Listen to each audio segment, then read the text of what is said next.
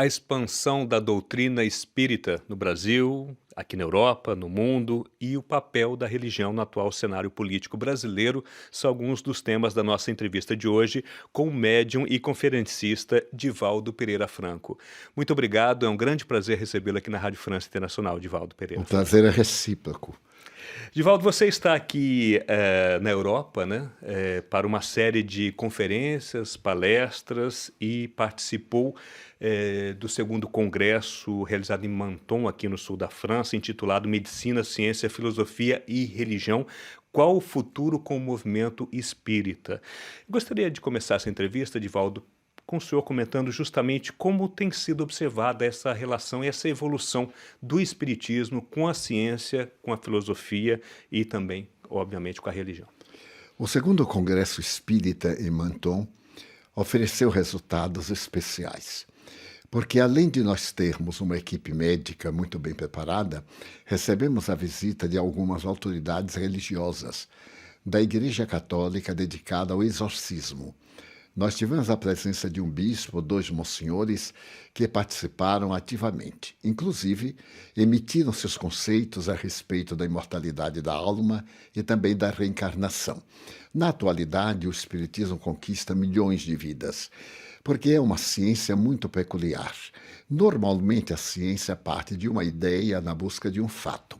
O Espiritismo fez ao contrário. Primeiro surgiu o fato e depois a sua explicação.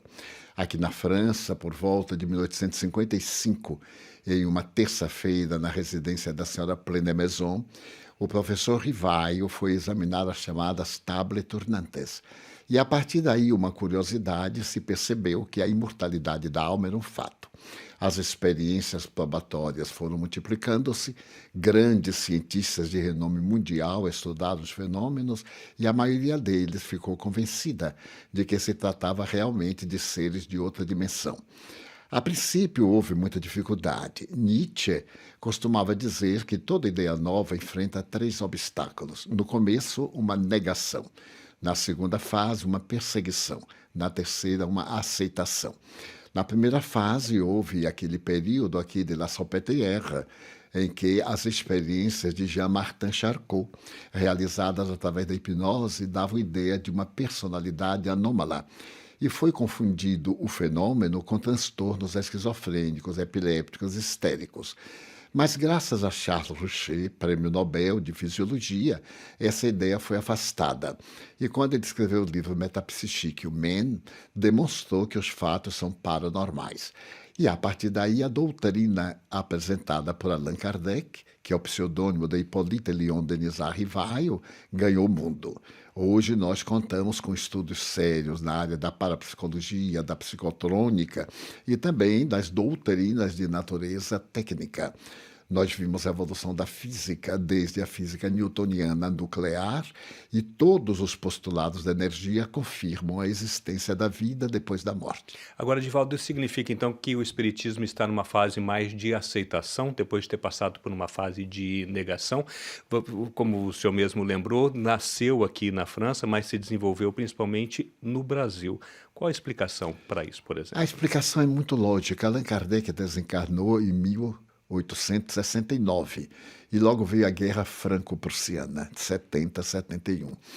Toda guerra produz estados anômalos do comportamento social. E a França entrou numa situação deplorável, que seria resolvida em 1914, foi transferida para 39, e ainda hoje temos a belicosidade no mundo. Nesse período, a propaganda da doutrina espírita sofreu muitas dificuldades e mesmo desinteresse, mas ficaram núcleos espíritas como a União Espírita Française, e atualmente se expande na França, como no mundo, com grande facilidade.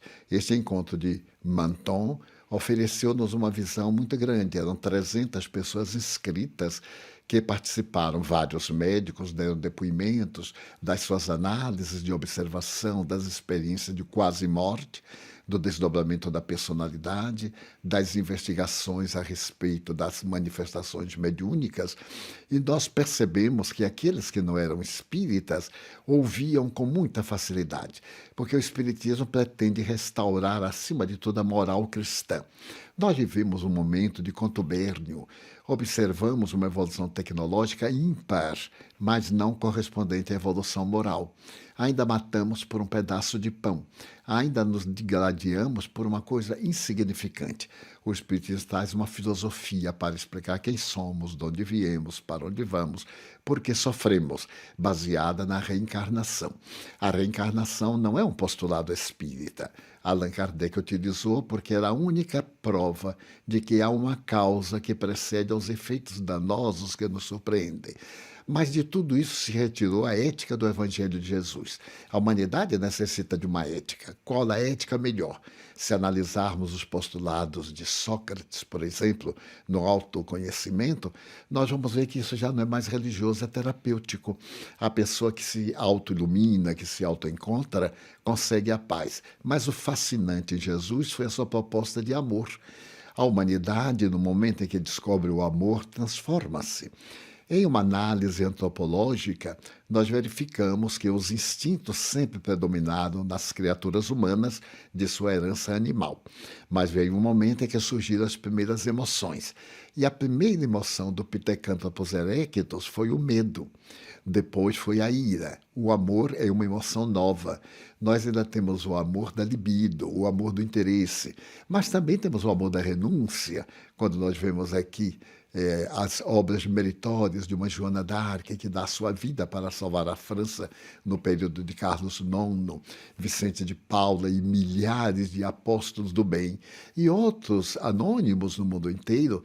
Nós vemos que o amor é a alma da vida e é a ética que nos compete viver neste momento de tantas lutas e de paixões que não levam a nada. E no caso aqui da Europa, Divaldo Franco, o senhor comentou então desse Congresso Espírita que reuniu 300 pessoas em Menton. Parece um número pequeno diante, né, do número de pessoas que podem ser sensibilizadas em relação à doutrina espírita. No caso da França e da Europa, o movimento espírita vê realmente uma expansão, um número maior de seguidores? Muito maior. Na Alemanha, por exemplo, pessoalmente, nós temos auditórios de 400 pessoas. Em Londres, ultrapassamos 600 pessoas. Na Espanha, nós temos mais de 1.000. Portugal, por causa da facilidade idiomática, nós temos 2.000 pessoas numa conferência. E também nos países agora do leste europeu, a doutrina espírita está chegando depois das torturas do comunismo. E se nós examinarmos na Rússia, acabam de ser lançadas várias obras espíritas traduzidas ao russo, o Livro dos Médiuns, o Livro dos Espíritos, o Evangelho. De forma que está havendo, nesse momento, um boom da divulgação e da busca, porque a criatura percebeu que não basta o desenvolvimento intelectual, o movimento de natureza tecnológica, é necessária a paz interior. Não adianta ter e não ser. Daí a este jogo de se buscar algo que preencha e que, sobretudo, destrua essa fatalidade da morte. Eu sempre digo, em tom de humor, o Espiritismo matou a morte, porque trouxe de volta aqueles que já morreram.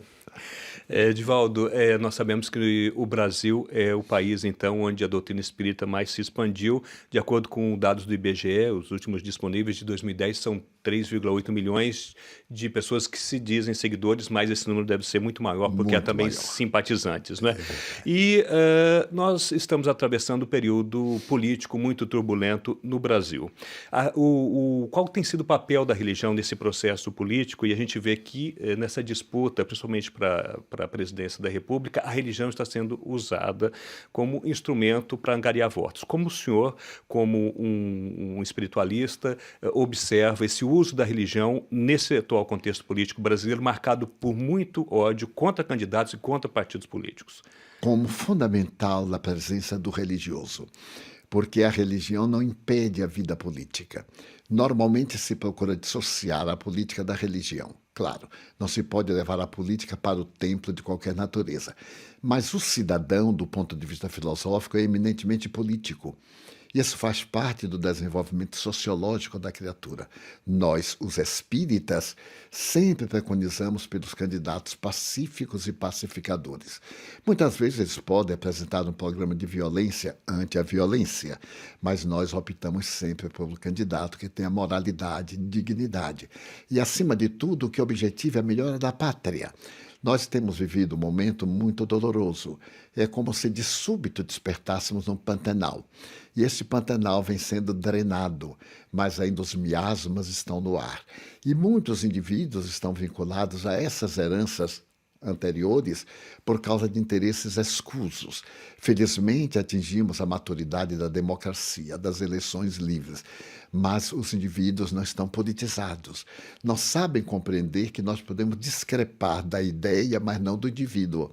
Como dizia Voltaire, eu defendo até a morte o vosso direito de dizer o que pensa, embora eu não concorde. Dessa maneira, lá está um momento muito difícil que os espíritas estão procurando apaziguar, evitando as difamações, as calúnias. Nos interessa, sobretudo, o programa dos candidatos ao governo. Qual é o seu programa? Se for um programa que projete o país e não o partido nem o indivíduo que busca fortuna por meios ilícitos, este é o candidato ideal. Então, estamos vendo momentos de muita incompreensão, calúnias, acusações absurdas, e isso confunde a massa. Agora está sendo utilizado principalmente o discurso direcionado basicamente para um eleitorado evangélico, que é o eleitorado que nos últimos anos tem inclusive entrado na política por meio de candidatos, por meio de deputados, senadores. Esse uso dessa religião, principalmente por esse canal evangélico, qual que é a sua opinião sobre esse fenômeno no Brasil, que já data de alguns anos, de algumas eleições? Eu acredito que a postura de alguns estudiosos dessa área trouxe resultados muito danosos, porque nós temos visto, graças à Operação Lava Jato, que estávamos todos quase ludibriados. A cada dia são descobertas fraudes, expressões de indignidade que chocam as melhores mentes e as de maior boa vontade. É como se uma máfia se tivesse instalado no país, como na América Latina, como no mundo, porque isso é da criatura humana. Então esperamos que a partir desta nova proposta, desse ar novo, que os nobres candidatos, seja quem for, que venha a ganhar, dê dignidade à sua postura e lembre das massas miseráveis que estão morrendo à fome, das pessoas da violência, vítimas da violência. Mas, na sua opinião, Divaldo, a religião não deveria ser usada como está sendo utilizada na campanha eleitoral? Como religião, não. Porque o que interessa não é o religioso. Todas as religiões? Todas as religiões. É o indivíduo em si. Porque se eu uso a religião que eu considero melhor, é óbvio que eu já estou armado contra o outro que tem uma religião que também considera melhor. E vamos agora disputar opiniões religiosas num cenário político que nada tem a ver com a proposta religiosa, porque na política o cenário, como dizia Aristóteles, é o povo, atender às necessidades humanas, religiosas ou não. Porque aquele que não é religioso é o cidadão que pode ser muito honrado. Costumo dizer que eu prefiro o indivíduo ateísta, digno, a um religioso cuja conduta não corresponde à sua fé.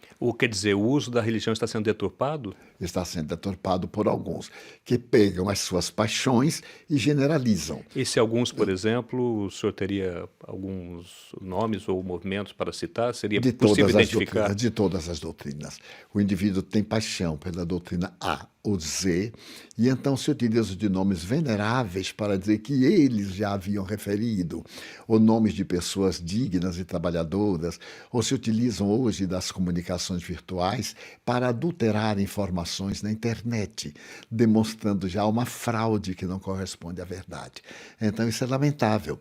O indivíduo religioso deve ser, como disse o Cristo, sim, sim, ele tem o seu candidato por causa da sua consciência, mas ele não deve obrigar os outros a pensarem como ele pensa. Ele estuda o programa e dá liberdade de consciência a cada um, porque o voto é livre. Então, nós verificamos que não está sendo muito livre, está sendo quase que imposto sob ameaças. Inclusive, eu vou até lembrar que um dos programas de governo, que é o do candidato que lidera as pesquisas, Jair Bolsonaro, traz no título Brasil acima de tudo, Deus acima de todos. Esse tipo de argumento, ele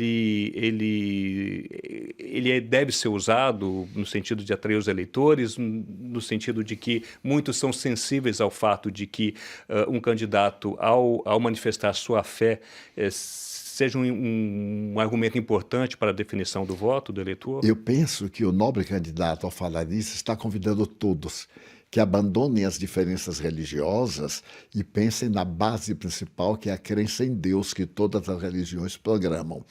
E ele, no caso, defenderá o direito de todos que tiverem uma religião ao culto livre, e não a mordaça de qualquer natureza, a mordaça da imprensa, mordaça da religião, vigilância disso ou daquilo, como existem ameaças colocadas sempre a público através da imprensa. A gente sabe, Edivaldo Pereira Franco, que existe uma bancada chamada Bancada Evangélica no Congresso Nacional, ou seja, uma religião que adotou uma postura ativa na política. Dentro do movimento espírita existe uma pressão para que a doutrina espírita também tenha uma atuação Não. mais política, Não. inclusive no A parlamento? questão religiosa é no templo e na conduta social. O político, e nós já tivemos políticos extraordinários, a começar com o Dr. Bezerra de Menezes, a começar com o que dirigiu o Congresso várias vezes, que foi o Dr. Nobre, e outros tantos que se destacaram pela sua postura ilibada de cidadão, que era espírita. Obrigado, Edivaldo Pereira Franco, médium e conferencista do Movimento Espírita, pela entrevista ao RF Convida. Muito obrigado pela sua presença aqui na Rádio França Internacional. Agradecimento.